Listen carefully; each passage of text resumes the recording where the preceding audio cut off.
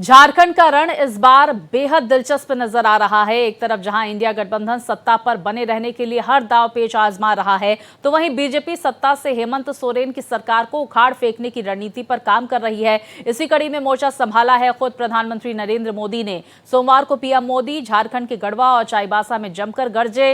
PM Modi ने विपक्ष पर निशाना भी साधा। ये खास रिपोर्ट देखिए।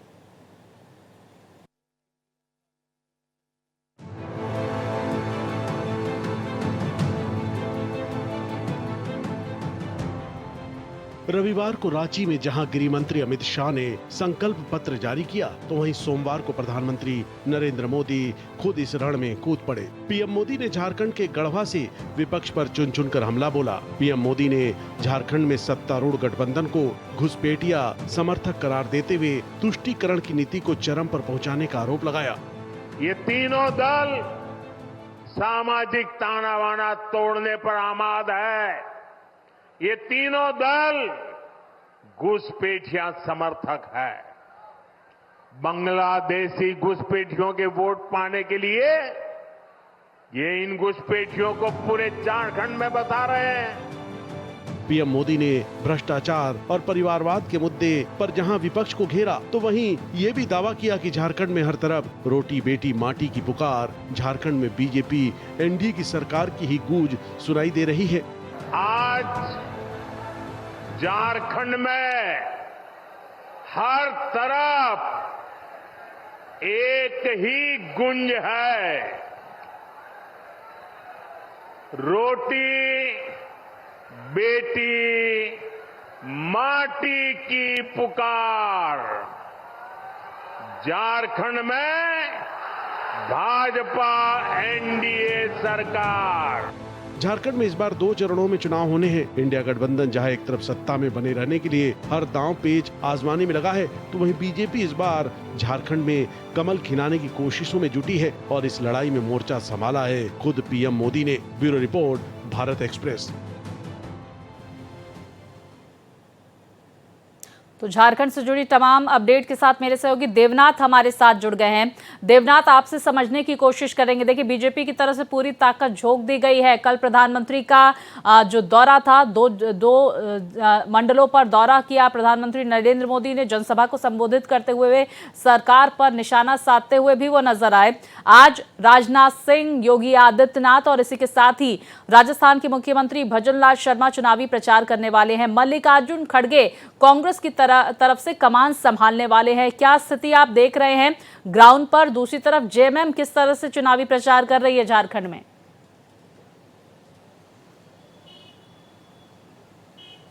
देखिए, चुनावी तापमान लगातार बढ़ता जा रहा है और यही वजह है कि तमाम रैलियां बढ़ गई हैं। देखिए, कल प्रधानमंत्री मोदी ने जिस तरीके से सरकार पर, यानी हेमंत सरकार पर जिस तरीके से उन्होंने वार किया, झारखंड की अस्मिता को लेकर के बात की, झारखंड के लोकल मुद्दों को तरजीह दी, उसी तरह सरकार भी, यानी हेमंत सरकार लगातार ये कह रही है कि प्रधानमंत्री मोदी या भारतीय जनता पार्टी उन लोगों की रैलियां आयोजित करा रही है जो यहाँ के नहीं है, बाहर के लोग हैं।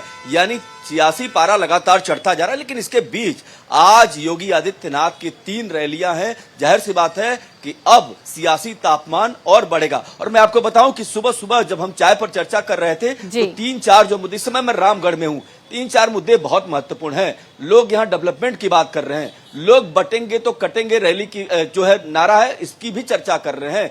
लोग ये भी कह रहे हैं कि युवाओं को रोजगार नहीं मिला।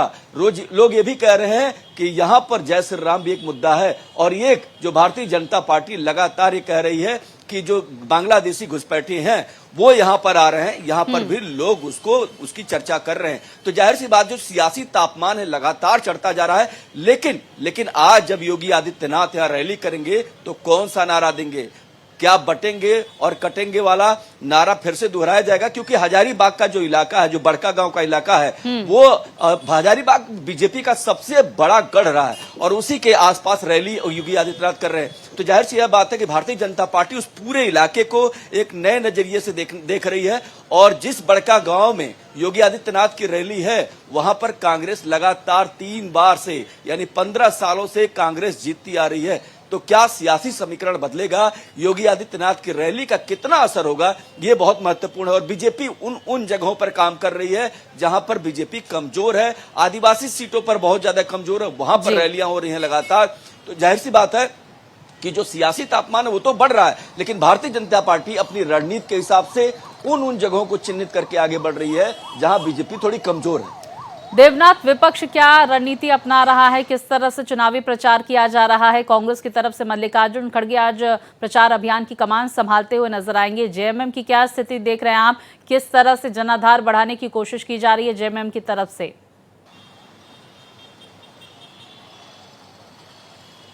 देखिए, 2-3 बातें बहुत महत्वपूर्ण। उसमें पहली बात यह कि जब हेमंत कहते हैं प्रधानमंत्री को लेकर के, शिवराज सिंह चौहान को लेकर, असम के मुख्यमंत्री हेमंत को विश्व शर्मा को लेकर के, तो वो लगातार ये कह रहे हैं कि ये बाहर के लोगों को ला रहे हैं, झारखंड के लीडर को आगे क्यों नहीं कर रहे हैं। ये सवाल बहुत महत्वपूर्ण इसलिए भी हो जा रहा है। लेकिन क्या झारखंड की जनता इस नारे में यकीन कर रही है, इस बात पे यकीन कर रही है? ये सारे सवाल हैं। लेकिन ग्राउंड की बात करें तो मैं ग्राउंड पे जा रहा हूं। जो फैक्टर है वो ये है, हिंदुत्व भी एक बड़ा फैक्टर है यहाँ पर डेवलपमेंट फैक्टर है, युवाओं का मुद्दा बहुत महत्वपूर्ण है। जहां युवा जो परीक्षा तो दे देता है लेकिन उसका रिजल्ट नहीं आता है, वो आक्रोश दिखाई देता है ग्राउंड पे। लेकिन मल्लिकार्जुन खड़गे जो है आज हजारीबाग में रैली करेंगे।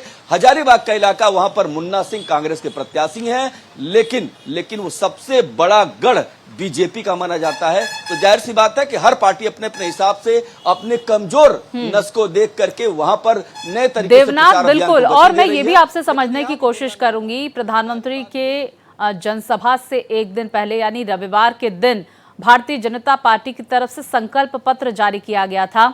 लोगों में इसको लेकर क्या प्रतिक्रिया सामने निकल कर आई?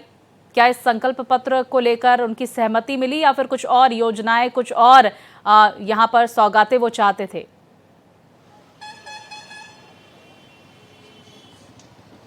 देखिए, आपने बहुत महत्वपूर्ण सवाल किया है। देखिए, जब आप संकल्प पत्र की बात करेंगे तो बीजेपी एक फॉर्मेट पर काम करती है। बीजेपी कहती है कि जो हम कहते हैं वो करके दिखाते हैं, और उसी परसेप्शन बनाने के लिए वो लोगों से संवाद करते हैं। यानी जो संकल्प पत्र में जो बातें हैं वो भरोसेमंद है कि नहीं, बीजेपी उसको लगातार अपने वोटों के जरिए, अपने कैंपेनिंग के जरिए अपने वोटरों के बीच रखती रही है। लेकिन जब संकल्प पत्र की बात करें तो निश्चित तौर पर संकल्प पत्र जो है लोगों को पसंद आ रहा है, क्योंकि यहाँ पर जो लोग हैं वो बीजेपी को, और ये वजह टक्कर बहुत ज्यादा है, दो लोगों में ही टक्कर है, एनडीए और यूपीए। तो एनडीए में जब आप संकल्प पत्र की बात करेंगे तो तमाम जो इलाके हैं जहां मैं रामगढ़ में हूं, हजारीबाग का इलाका है, बड़कागांव का इलाका है, बगोदर है, चतरा है, ये सारे इलाके ऐसे हैं जहां पर लोगों को लगता है कि एक संतुलित जो है संकल्प पत्र जारी हुआ है, और उससे बीजेपी से उनको उम्मीद भी है। तो देखिए, कहीं ना कहीं जो 5 साल का कार्यकाल है उसको लेकर के भी एक रोष भी है,